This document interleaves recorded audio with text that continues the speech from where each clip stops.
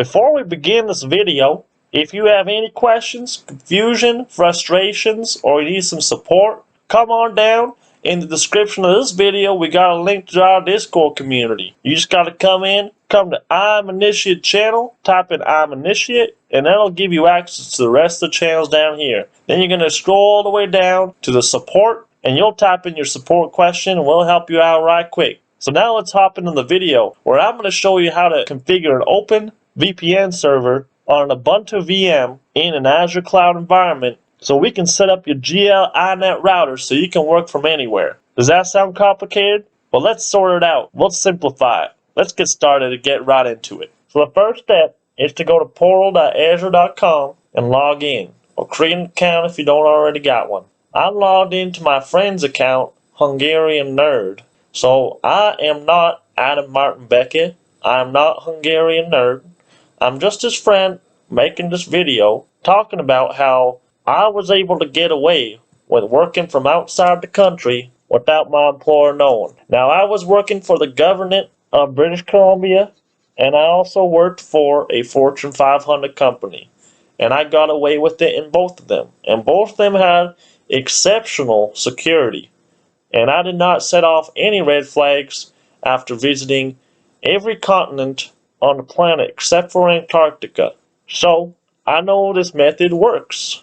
And it's probably going to work for you too. So, first thing we're going to do is we're going to look at our subscription. So, we got three things here. We got a resource group, we got a subscription, we got a virtual machine, and our virtual machine has its own virtual network and network interface card. These are our three resources. That's all you need. Now, I'll show you how to set it all up. But before we do that, I'm going to show you the cost breakdown of how much this is going to cost you. So from March the 1st until May the 1st, so that's about 2 months, I spent about $70. Now it's going to cost you roughly $40 to $70 for every month. Alright, so you should expect to pay at least, I would say, estimate $50 to $60 every month for this VPN cost. And this is the VPN running 24/7 all month long, running through with your work laptop, your personal laptop, your work phone, and your personal phone. It's going all times, 24/7. You could probably cut back on costs by turning it off when you're not working, but I personally don't recommend that, because what if you forget to turn it back on and you sign in the next morning?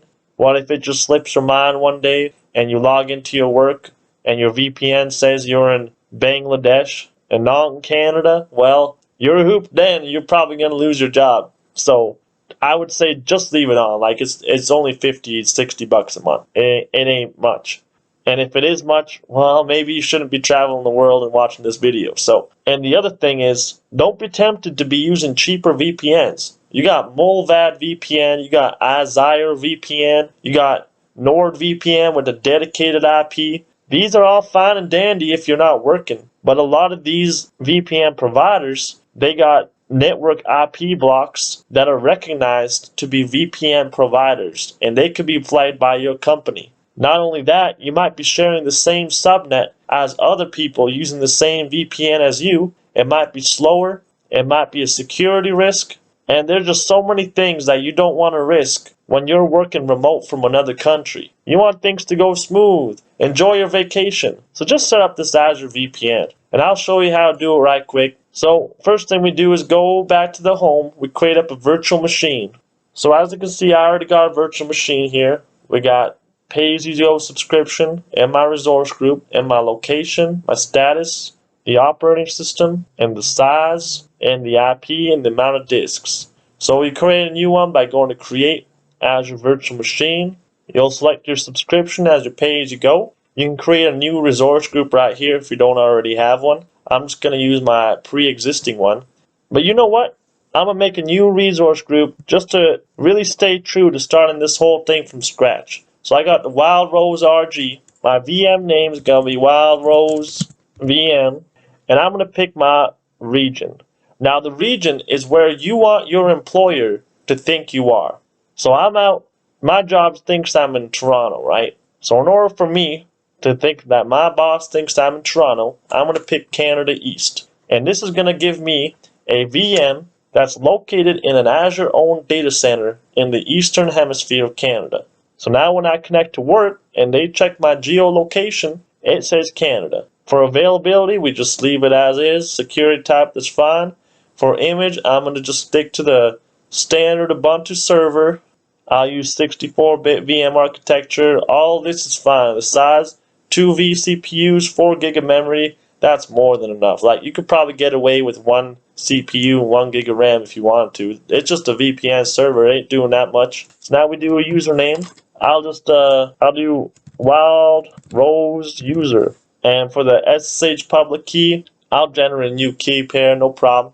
I'll do key pair name here. Public impound ports. This is gonna create an NSG rule, a network security group that's already gonna allow SSH ports incoming to our VPN. So we're gonna enable that. For disk size, 30 gigabytes is more than enough. Like, you could probably get away with 20 gigs. Premium SSD, you could even just do standard.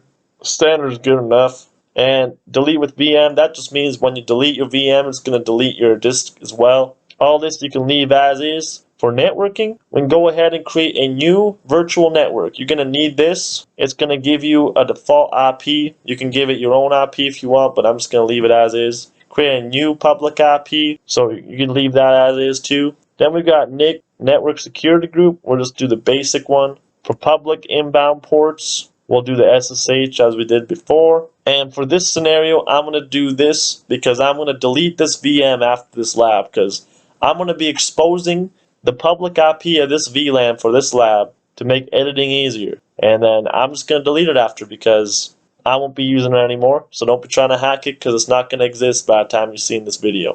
Next, we go to management. I don't do anything here. I don't do any monitoring. Nothing advanced. If you got a cloud init deployment script, you already know what you're doing. I mean, you're probably not watching this video already. So then we go to tags, review and create. So as you can see, it's charging you about $0.0464 per hour. So in a month, that's going to be about like $35 a month. But it also charges you for bandwidth. It charges you something like, I don't know, 10 cents per gigabyte or something like that. But if you're anything like me, you know, I'm working and I'm doing some leisure stuff on the side. Like, you know, I still watch YouTube videos. I ain't torrenting a whole bunch of stuff, but sometimes I'm still installing some games on Steam. So I'm still doing normal usage. I'm not trying to budget my bandwidth or anything. And I'm still only paying about 50 to 70 bucks a month for my VPN. So I think it's still pretty cheap, still pretty affordable for the freedom. So I'm going to go ahead and hit create after you reviewed everything. So now it's generating this key pair. You're going to want to download this key pair because it says that Azure doesn't store it. So you got to make sure you download this, and if you got a spare hard drive, that you're going to want to put it on there. You're going to want to put it on your Mediafire or your Google Drive. Put it somewhere else that you can have it backed up, because if you lose this and you forget how to make a VM in a VPN server and you're sitting in Thailand on a Monday morning after you just got drunk down at Soy Cowboy Street and you don't even know what the hell's going on, and suddenly your thing stopped working, you can't connect, you're hooped for work. So make sure you back it up, alright? So download this private key. I got it right here. And I'm going to stick this onto my desktop for explanatory purposes. And now we're going to wait for this deployment to be in progress. Now, I don't know what you use. I use Secure CRT. A lot of y'all use Putty because you don't want to spend $100 on a professional software that is way better than Putty, but that's none of my business. If you're using Putty, you're going to want to put your public IP of your VM right here into hostname. Then you go to SSH here. Then you go to auth and you do browse. So now that we got this private key, you just load that in. Go to session. You open this up here. But I don't use Putty. Alright, and I'll make a separate video on this if you guys need to, but there's probably so many guides on Putty and how to use it. I personally don't use it, so if I explain this wrong and this doesn't work, I apologize, because I use Secure CRT. Because I ain't broken stupid, alright? And I don't watch NASCAR. So now that my deployment is complete, I got my VM here, I got my public IP here. So I'm going to grab my public IP address, I'm going to go into Secure CRT. I'm going to add session, put in my IP address for the host name. I'm going to put in my username, wildrose, session name, wildrose VM. I'm going to accept and save this. It says I need a public-private key pair. So that's where I'm going to go to my desktop. And I'm grabbing this wildrose VM file that I got. I'm using the one that Azure gave me to download. Alright, so I do OK. Now I'm in my wildrose VM. First thing I'm going to do is a sudo apt-get update. We're just going to go through the standard setup of our VM. We're going to do apt-get update, apt-get upgrade, and we'll do apt-wget install. Those are the main packages that we need. Now that the update's done, we're doing the upgrade. Now I'm going to hit that yes. Now we're going to do sudo apt-install wget, and it looks like we already got wget installed by default. So I'm going to do this clear out right here. And I'm going to go over to this GitHub repo right here. I'll put the link in the description below. This is by GitHub user Near, NYR. He's got a Code Warrior OpenVPN install. So we go into here. This is the repo that we're going to be pulling from. So if you know a bit of Bash, you can read through here, see what it does, see all the bells and whistles, make sure he's not hacking you with this software, make sure that none of this data is being sent back to one of his own servers where he's collecting data off you chumps. But no, this is alright code. Looks good to me. So I'm going to go to this raw, right click, and I'm going to do copy link. So once we got that copied to clipboard, I'm going to do wget, and I'm right clicking this right here. I'll hit enter. We pulled that repo out here, and if you type ls, you can see that the openvpn install is now in your current directory. What's our current directory? We're in the home directory of our wildroseuser. So we'll do sudo bash openvpn-install.sh. This is just going to run this program, and to run the program, it's just going to ask us some questions. It's going to ask, is this our public IPv4 address? So I'm just going to reiterate, tap out what's already there, because that's my public IP address for this VM. Let me just real quick, 2175.41.38, 2175.31.38. That looks like my public IP for my wildrose VM. I'm going to hit enter on there. Ask me what protocol should I use. So I'm going to use the first option that's recommended. I'll just use UDP. And then the default port of OpenVPN is port 1194. Now you can leave it as this if you just want simple. However, you can change it to something like 443, which is the same port HTTPS uses. However, but I'm just going to use this. I'm just going to use the default one just to make this video guide more simple. But if you want to challenge yourself, go for it. Change it up. Now it's asking us what the DNS server it wants us to use. I'll go ahead and use Google. That's my tried and true, so I'll pick number 2, but you can pick whatever one you want. It'll probably all work. It says enter name for the first client. I'll put in wildrose. Now we press any key to get this open SSH installed. So now it's installed. We type in ls, and you can see it's not here. And that's because it's installed this software into the cd/root folder. Now you can go into root user mode, get it out of there, and go look at it. But we could just do it out from here. So we could do sudo move root, and it's going to be the name that you gave it. So mine is wildrose.ovpn. So that's my thing. And after that, we'll do a space and press dot. Now this dot, if you're not a Linux user, this means it's copying it to our current directory right now. So right now, we are in our home directory. So we're trying to copy this thing from root to our directory. So we hit enter here.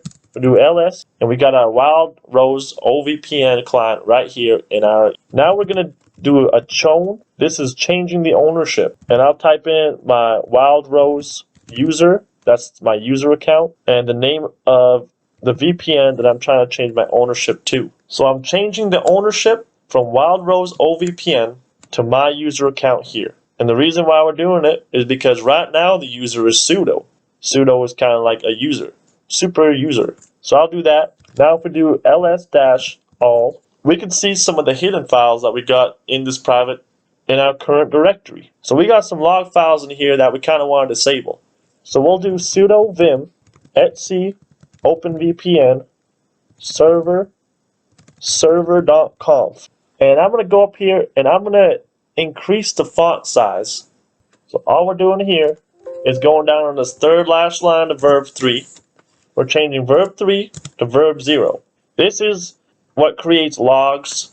So if it's verb 0, it doesn't put anything in there. If it's verb 1, it's going to put in like verbose alerts. Verb 2 is going to put in more alerts for more stuff. Verb 3 is just going to log everything. You might not want that going through your VPN if you're trying to stay private, not really have any footprint going out. So now we do semicolon WQ for right quick. Now that we've changed that in our VPN server, we're going to do sudo systemctl restart openvpn server at server.service. So now our VPN is pretty much ready to go. So now I type in ls.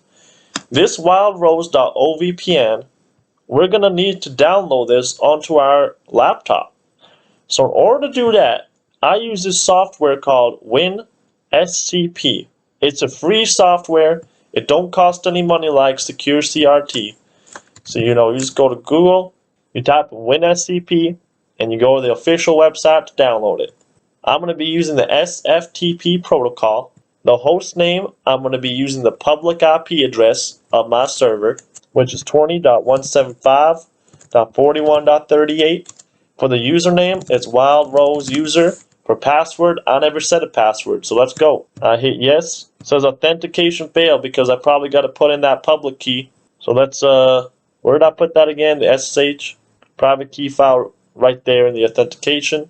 So I go to desktop, I grab this private key, but I got to grab this PEM right here. WinSCP actually don't like these PEM files. It wants a PPK file, but Azure gave us a PEM file. So I'm going to hit open. It's going to complain a little bit, but just hit OK. Just keep putting it in there. And then we just go to login. And now here you can see we've got this open.vpn file here. So I'm going to drag this out here. And I'll hit OK to put into my documents. And I dragged it right over to my desktop. So now that we've got OpenVPN file here, we're going to load this OpenVPN onto our router. So you take this router, you can plug it in directly to the computer. Now, some work computers, like some of the newer ones, I remember my last company, they gave me a Dell. I forget, like latitude, some number. And they didn't have an Ethernet port on it because it was so slim. So I had to buy a Dell WD-15 docking station. I'll show it right now. And then you connect the router to the docking station to your computer. So I'll show you right now. Dell docking station. This one's great. Yeah, they got the WD-22 or they got the WD-15 or the WD-19. It don't really matter which one you get. Any of these ones are super good. I got a couple of them too. Really convenient too because yeah, I panicked. I was like, oh, there's no Ethernet port. I got to have my Wi-Fi on. So the reason that we have the Wi-Fi turned off is it's just a little bit of paranoia of like, what if your computer accidentally connects to a Wi-Fi? Or what if even just scanning the Wi-Fi and just seeing other Wi-Fis pop up here, what if that sends an alert to like Zabbix or Prometheus or some security thing that your corporation has that you don't even really know about? So it's like you don't want anything tripping off anything. So that's why keep the Wi-Fi off. And from now on, like another thing you could do is you see there's a USB port. If you have an iPhone, some countries like Thailand, you come out here, the data plans are super cheap. So you can plug your iPhone in here and you can use tethering. You see here on GL.iNet, you got tethering right there. So that's a great thing if you don't got reliable internet connection. You should always have, no matter what country you go to, you got to have a plan A and a plan B. If you don't have proper internet at your Airbnb, you can't do it. Another thing is, you can plug in, if the Wi-Fi is not strong enough, you can also plug this directly into the router if it's available in your hotel room or if it's available in your Airbnb. And then you would click this Ethernet option. You can use cellular data. You can put a rocket stick in here too. And the other big thing is when you got this connected, you want to be putting your iPhone, if you have a work phone, you want to be putting that on airplane mode at all times and then have a personal phone. So you want your work phone and your personal phone separate. And your work phone, the one that's going to be sending you MFA and using the authenticator, it's got to be on airplane mode, and it's got to be connected to this Wi-Fi router. Because you don't want your phone giving away your information too of where you are. So, and if you can't use the authenticator, if you can't do any of that, what I did one time is even my authenticator, I can't remember what the issue was, but something about how the authenticator needed Wi-Fi or needed data turned on. I can't remember exactly what it was, but one time I had some issue with some company I worked with, and what I did is I just got a friend in Canada and I sent her like $40 to just, like, you know, like one of those girls who are always on the phone anyways, like one of those girls who never leave their phone. You know, I found one of those girls and I'm just like, hey, I'll give you $40 a month to just forward me the MFA key every time I need it. So you could do that too. On the bottom of your router, you got the IP address 192.168.8.1. Now we'll go over to VPN here, go to openvpn client, and we'll do upload configuration file. You can either select the file or drag it over. So I'll put in my wildrose VPN. Then I'll click apply. You see I already had NordVPN in here before. And as we got this starting up, we actually missed a step. So let's go back and do this last step. We go to the wildrose VM, go under networking, go under the network security group. We have to create an inbound rule that's going to allow this open VPN port to come through. We'll do inbound security rules. We'll do add. And that port we put in was 1143. We can rename this to allow VPN inbound. So I was having just some error issues, so I ended up going back to my NSG and I just put port ranges to all. So I'm just letting everything in. Now we'll come back over here, we'll disable it, and now we re-enable it. And as you can see, my OpenVPN is now working. Now if I go to my internet and I go to my incognito mode, I type in where am I or IP chicken, let's try this out. You can see that my IP address is coming from here, 20.175.41.38. And that's the IP of my VM. And if I go to where am I, it should tell me that I'm in about Eastern Canada. So it says I'm in Quebec.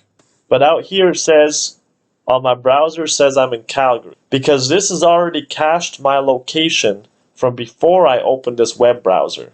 So if you want to be real secure, maybe it's best to just close out your browser, even restart your computer, and then bring it back up, and only have it connected to the router with Wi-Fi turned off. And now, as you can see, my VPN server is working. I'm getting the right IP address.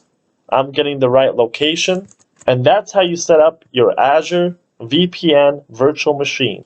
You might also want to do, under global options, there's an option to block non-VPN traffic. You can hit apply on that. This can block any traffic that might potentially not be going through the VPN to ensure that you aren't getting any leaked data going out. And feel free to just go through all the settings, see what else you can tinker around with. There's probably some other settings that might be attractive. And as you see, someone who isn't me wrote this article on Reddit. It wasn't me, but we could talk about it. Let's go over a little bit. Just for the outro of this video, I want to bring up some things, discuss some things. So, the intro is someone who isn't me, whoever was writing this, saying, I've been working remote for a few years now as a DevOps engineer. I currently work 2 remote jobs at the same time. Both companies say I can work anywhere within Canada. But what if I want to leave Canada? I've been thinking about it for quite some time. So the brainstorming came up. There's a couple ideas that first popped into mind. You can just use a VPN. You can just use a router. You can, hotspot off your phone with its IP, etc., etc. But, there's issues with all these because companies provided me with a work laptop that I can't install a VPN on without getting flagged. And even if I do get flagged, the VPN on the laptop wouldn't layer well with the VPN that I have to use to connect to my company anyways. Meaning the VPN has to be external to the device. The other trick is I can't use NordVPN, Mullvad, or other providers because they have very obvious VPN IP addresses that are dedicated as VPNs by half-decent firewalls. So NordVPN offers dedicated residential IPs that would be perfect. But they don't offer Canadian IPs, so that's why I never went with NordVPN, because I don't want a shared IP. I don't want dynamic IP. I want my own IP. Then we got prototype phase. So I need an OpenVPN client, and I can't install on my work laptop, so I shopped around some routers, and I found a router called GL-AXT1800 V2 Mango by GL.iNet. So I think Hungarian nerd, he's not me, but he's my friend. He made a video about the Mango iNet. It comes with OpenVPN and WildGuard pre-installed on it. So I first tested it out with Molvad VPN. I configured the router on my personal laptop, and I got it connected to my Molvad VPN IP with my OpenVPN client with the Canadian IP on my personal laptop, and I got it connected to my Molvad VPN with a Canadian IP. So I connect both my work laptops to it. Job number one, work laptop immediately has some issues, and I get locked out of the network. This is the top 10 Fortune 500 company, so I wasn't too surprised. They probably have some security technologies against it. It has Okta and some crawlers for monitoring with Zabbix to detect suspicious configs. I created a ticket to see why it was blocked. The ticket said network failed to establish. It has no mention or evidence of VPN. I think maybe it just didn't like my new IP, so who knows. Anyways, they just added my IP to an allow list, and I used it for a week. No issues. They were okay with me using that IP, so it seems like it got tripped off, but they just didn't know why. So work number two is still a big corporation, but not a Fortune 500. Their network security didn't notice anything at all, and I used the Molvad VPN, no issues, for a week. But this wasn't good enough for me. I didn't like that I was using a popular VPN provider. I didn't like that I got flagged at one company. If they really investigated it, they could probably figure it out. So the success phase came when I set up the Ubuntu VM, which, by the way, whatever this guy's talking about, this is what I just ran you guys over of like what he said. So after he set up this whole thing that I just walked you guys through, everything worked.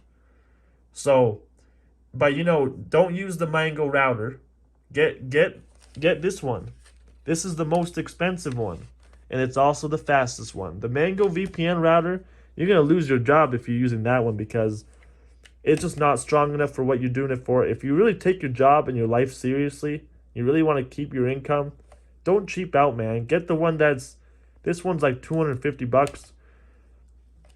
It might seem like a lot compared to the $50 router, but don't cheap out. It's not worth it.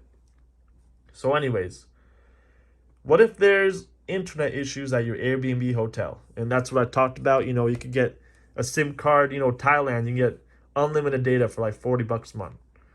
You can work in the middle of a forest.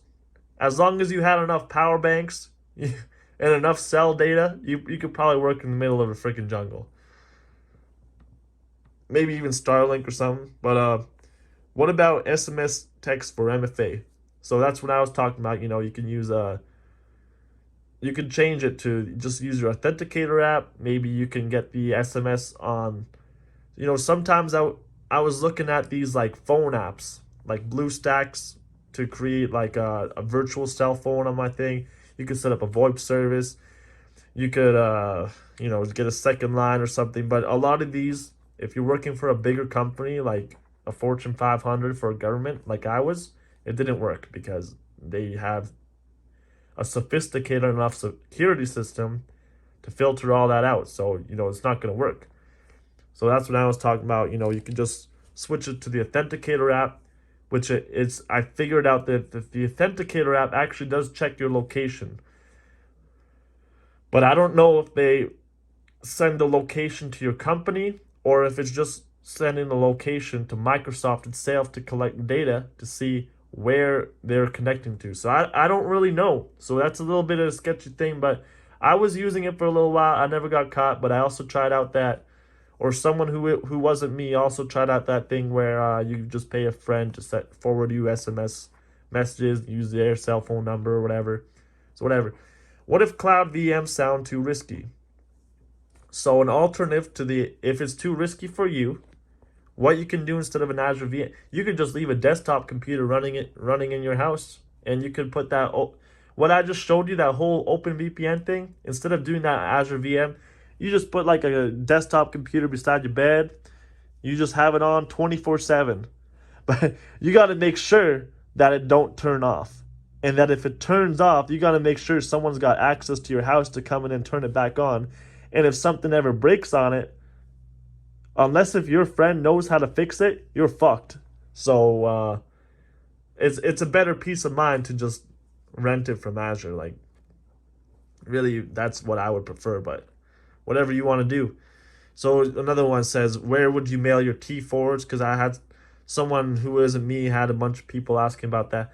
Man, you're not leaving Canada forever. You still gotta tell your boss that you live here. So you still got a residence in Canada. So obviously you mail your T4s to your fucking house. That's where. And it says, well, what if you get caught? Fuck. What if you get hit by a car? It's a risk you gotta be willing to take. But the best way you don't get caught is just if you have your coworkers on your Facebook, then probably don't post a bunch of pictures saying you're in Thailand all the time. You know what I mean? So, you're not gonna get caught as long as you stick with the VPN router. Listen, I've used this on government jobs, Fortune 500 jobs. Nothing's gonna happen. It says, will you get sued? I mean, you're probably just gonna get fired before we get sued. Like, does a company really got the time to go out of their way to spend tens of hundreds of thousands of dollars to sue you just because you left the freaking country? I don't think it's gonna happen. I never heard it, but you know what? If that's the worst case scenario, and if you're okay with that, then go travel. Like, it's probably not gonna happen. The chance of it happening, it's your own discretion. You know what? If you get sued, don't sue me for saying you're not going to get sued. All right. And then, so people are asking me why you moved to Thailand. Well, this is what he said. And if you want to read this, I'm going to put this Reddit story in the description of this video, so you can go check that out yourself. Now, and then it says, are you exploiting other countries by going to their country to... That's just like the stupidest fucking criticism I ever heard in my life. If you think you're exploiting people in other countries just by going and working remote in other countries, and you think that's exploiting for buying things for cheaper in a different country, like, whatever, man. I'm not gonna get into it. Like, you probably got like 2 peanuts in your fucking brain if you think that. Anyway, so there's a whole bunch of things in here. Like, this guy was saying how you can use a Raspberry Pi at your friend's house with WireGuard installed. Yeah, sure, you can do it that way, no problem. That sounds like a pretty good idea. This person is saying you can get a service like Umail or Google Voice for your SMS. Here's another method of doing it. You can set up a router at home, and then you can create a VPN server on the router that you have at home. And then you can put the VPN client onto this so that you can just route to your router at home. And then you just, like, that is a way to do it. And here's someone saying, like, if you want to leave Canada forever, or whatever your country is forever, then it just, then there's something called forwardingme.com. I'm sure you can get a P.O. box too, or whatever you want. Like, there's ways around it. How's your upload speed? It's good enough. I mean, it's good enough for gaming, working. Maybe it's not good enough if you're a StarCraft pro player, but, if you're just doing casual stuff, casual computer stuff, is probably good enough. A lot of people think there's a tax problem, but as far as what I read, as long as you don't leave Canada for more than 6 months at a time, there are no tax issues. So it may be different in different countries, but I don't know, in Canada, 6 months, you're working out of the country, it's all good as long as you come home.